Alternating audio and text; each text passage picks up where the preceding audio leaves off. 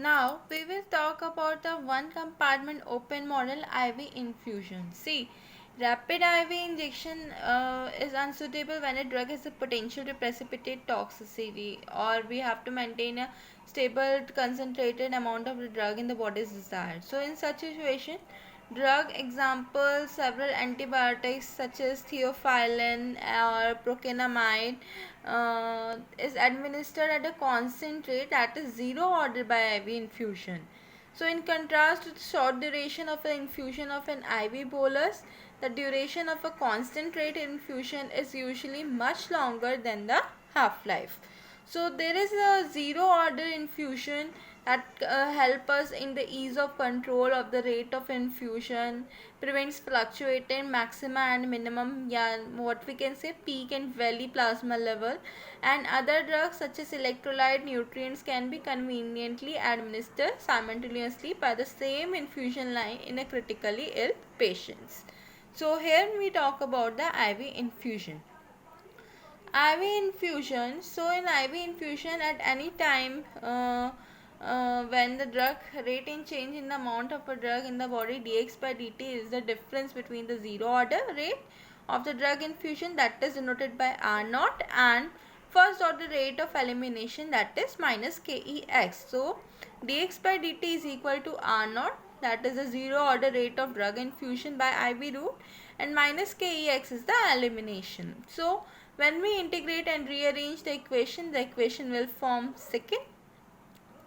And when, as we know early that x is equal to VDC, so substituting its value into the concentration term, the equation becomes VDC is equal to R naught upon Ke in bracket 1 is equal to minus Ke E minus Ket.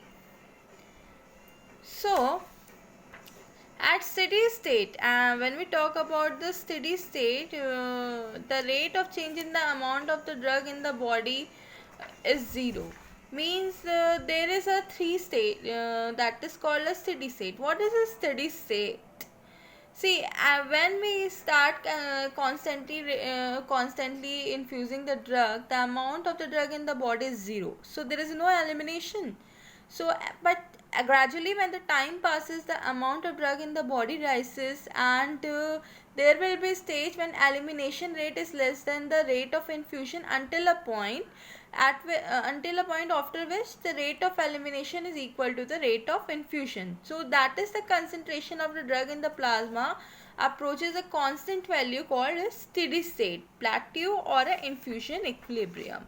So at a steady state, when the rate of change in the amount of drug in the body is 0, the equation becomes that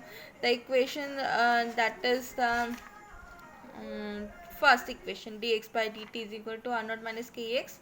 So it will become dx by dt becomes 0, and 0 is equal to R naught minus Ke double x. So when it comes in the left hand side, the minus sign goes away, and when we transform equation into the concentration term, our equation becomes Cs is equal to R naught upon Ke Ve. So where we denoted x is equal to double S and C double S are the amount of the drug in the body and concentration of the drug in the plasma at steady state respectively. So the value of the Ke can be obtained from the slope of the straight line that is obtained by a semi-log graph of the plasma concentration time data gathered from the time when infusion is stopped.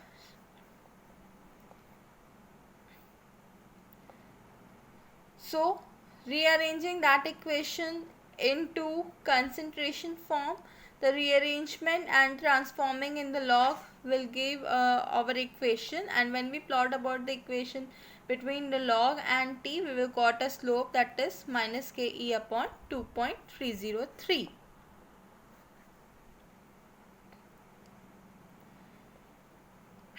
So this is the time to achieve steady state concentration is dependent upon the elimination half-life and not on the infusion rate, as we discussed it.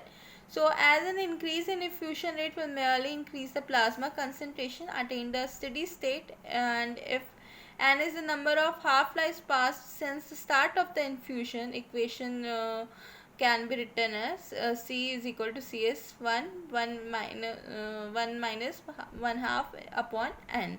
So the percent of the CSS is achieved at the end of each T half is the sum of the CSS as the previous T half and the concentration of drug remaining after a given T half. So for the therapeutic purposes, when we talk about the therapeutic purposes, more than 90% of the steady state drug concentration in the blood is desired, which is reached in 3.3 half life.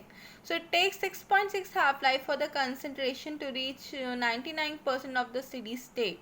The shorter the half life, for example, for the drug penicillin G, that is 30 minutes, sooner is the steady state is reached. So in IV infusion, we also talk about the infusion plus the loading dose. See, it takes very long time for the drugs having longer half-life before the plateau concentration is reached. For example, phenobarbital, it takes 5 days. So thus initially such drugs have a subtherapeutic action concentration. So this can be overcome by administering an IV loading dose large enough to yield the desired steady state immediately upon injection prior to the starting of infusion. So it should then be followed immediately by an IV infusion at the rate enough to maintain the concentration.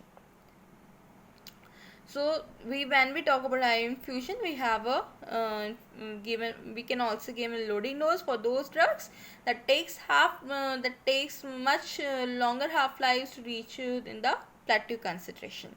So assessment of the pharmacokinetic parameter of IV infusion is the first of all the means first order elimination rate constant and elimination life can be computed from the simulograph as we talk about it earlier. So apparent volume of distribution and the total systemic clearance can be estimated from the steady state concentration and infusion rate. So these two parameters can be computed from the total area undergone, that is we call AUC. So when we talk about AUC is equal to R naught by T upon KEVD. So substituting the values, the equation becomes AUC is equal to CSS by T, where T is the infusion time. So this equation is a general expression which can be applied to several pharmacokinetic models. Thank you.